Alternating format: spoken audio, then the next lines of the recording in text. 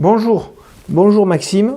Donc suite aux lectures de commentaires et aux publications que je vois sur internet, on trouve beaucoup d'économistes ou des gens qui ont peur de se réfugier sur l'or, d'acheter de l'or physique, parce que dans le passé, l'or a été déjà récupéré par les États. Les États ont déclaré que c'était illégal de détenir de l'or et qu'il fallait le rapporter. Alors justement, j'ai regardé pas mal de scénarios où ça s'était produit, et en fait j'ai été très surpris que ça s'est produit plus d'une dizaine de fois, dans des pays tous différents, comme les États-Unis bien évidemment, mais on trouve aussi l'Australie, l'Angleterre, l'Italie, l'Inde. Sur beaucoup de places on retrouve ce problème. Mais l'exemple qui revient le plus, c'est quand même la Grande Dépression aux États-Unis en 1933, où le président Roosevelt avait ordonné aux Américains de ramener l'or à la banque.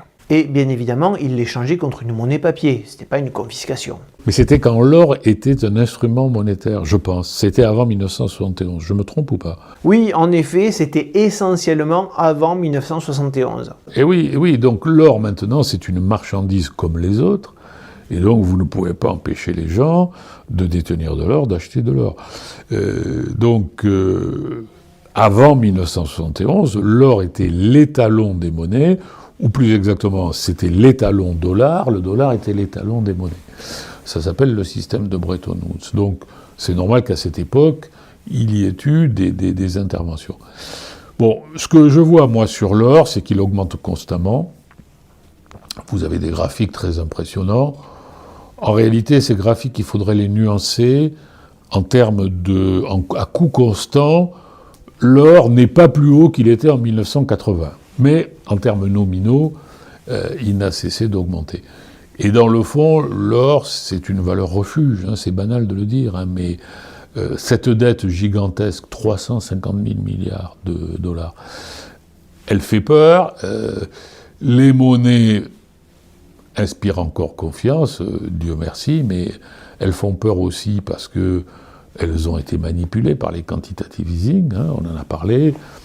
Je crois que je vous ai dit ici que les achats de titres de dette par la BCE ont atteint 5 000 milliards de dollars depuis 2015. Bon, ça s'est arrêté, comme vous le savez, en juillet 2022. Mais cette manipulation des monnaies a créé un engouement des bitcoins, des monnaies virtuelles, des monnaies parallèles, et de l'or. Hein. Donc, ne cherchez pas plus loin. Hein. Et puis l'or est aussi un instrument de la bijouterie. Hein. Voilà, c'était important, il me semble, d'en parler, parce qu'on voit beaucoup d'économistes que je suis et que je trouve très intéressants, qui ont l'air de dire que détenir de l'or, ce n'est pas une position sécure. Mais comme vous le dites si bien, c'était surtout vrai lorsque l'or était aligné sur le dollar. Mais depuis le choc Nixon en 1971, ça a été en effet la fin des accords de Bretton Woods et le dollar n'est plus resté aligné avec l'or. Mais donc, si vous voulez me dire que c'est intéressant de détenir de l'or, oui, moi je pense que oui, c'est intéressant de détenir de l'or. Parce que l'or ne baisse jamais.